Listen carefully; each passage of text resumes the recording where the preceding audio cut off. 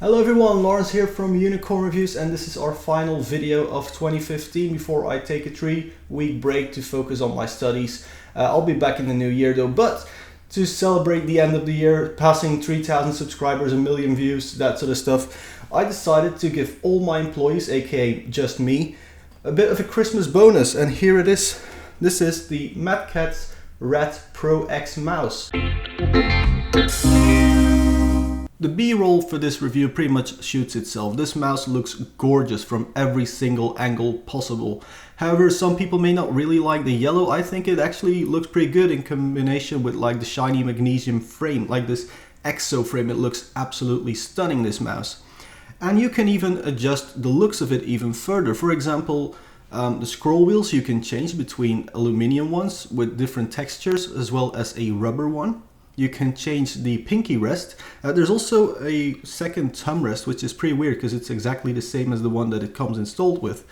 You can also change the pinky rest, and this is a bit of a weird one because for me, when I'm using it, first of all, the mouse is way too small for me, but more about that later. When using the pinky rest and you're actually resting your pinky on it, it tilts the mouse a bit. So the Teflon foot on the pinky rest is not thick enough, and so the mouse tilts a bit, which is really not handy at all. Now, other cool things you can adjust, of course, are the scroll wheel. Not just the wheel itself, but also how stiff it is and how clicky, notchy it is, which is really cool. I actually like mine very, very loose. But out of the box it's very, very stiff, very notchy. However, the main selling point of this mouse is the fact that you can choose what sensor you want in it.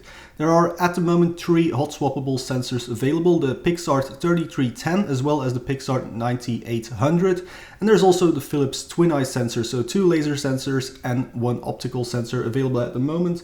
But Catz promises to just release more and more sensors as time goes on. Really, in the future, cooler, newer sensors get released, they'll include that as well.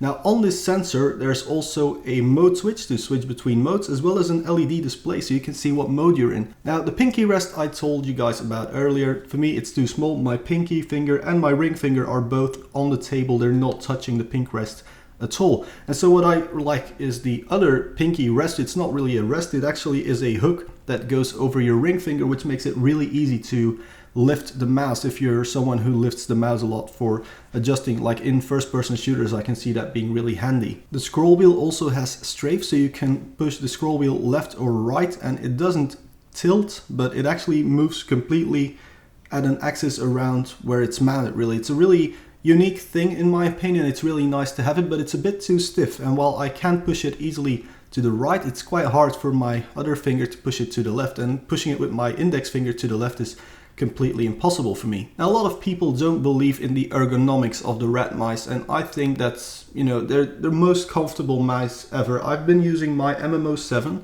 for 1345 days now at the time this video gets released, and I still like it. It feels very good. I've never had pain in my hands or in my elbows. So the ergonomics of this thing with all the adjustability, like even the angle of the palm rest can be adjusted, how far in or out it is can all be adjusted. However, that's where I'm going to be a bit sad about the Pro X. I was expecting it to be the same size as the MMO7, and as you can see on your screen right now, it definitely isn't the same size. It's way smaller. And even with the palm rest at its longest distance, it's just too small for me. And as I said with the pinky rest issue, my fingers are just on the table, they're not even touching the pinky rest. That said, I do have pretty big hands. I'm the type of guy who uses a 6-inch phablet with one hand and finds that comfortable. So for a lot of people it will actually be no problem at all, the size of this mouse, but for me it's a bit small, and so I will have to return it sadly, because I definitely wanted to keep it, and if they release a larger version I'll buy it instantly. So let's go into the software. This is where you can basically adjust anything you want. All buttons are reprogrammable, so this is left click, right click. DPI button has 3 steps. You can program each step, or you can just completely remap that button to do something else. You can select what scrolling up or down does, what tilting the scroll wheel left or right does. Mouse click is adjustable, like you can program a macro for that as well. I have to say the mouse click is a bit too stiff for my likings. The mouse clicks, the left and right click are pretty good though in terms of stiffness. Maybe they should have done it with the Razer Mamba, which you can adjust the click tension. Now the way you program this thing is really easy. You just drag and drop. Now for some reason it's not alphabetically sorted, which I find pretty weird, but you can also just type in stuff by using the custom keystroke option.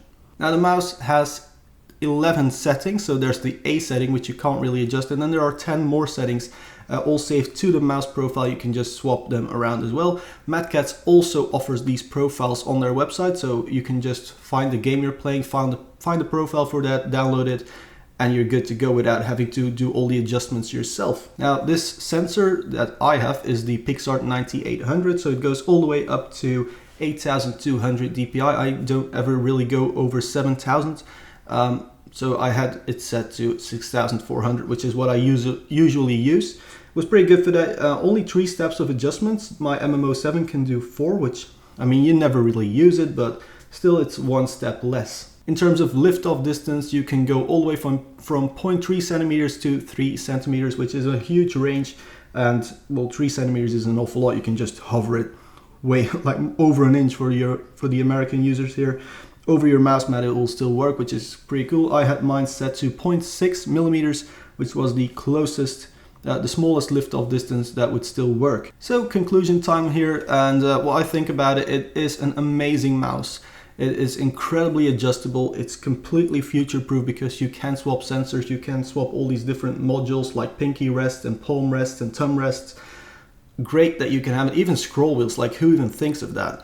But for me, it is too small, which is basically the one of 3 issues I have with it. And the other 2 are that it tilts when you're using the pinky rest as an actual pinky rest, and the fact that it doesn't come with the ridiculously small screwdriver that you need to adjust the angle of the palm rest.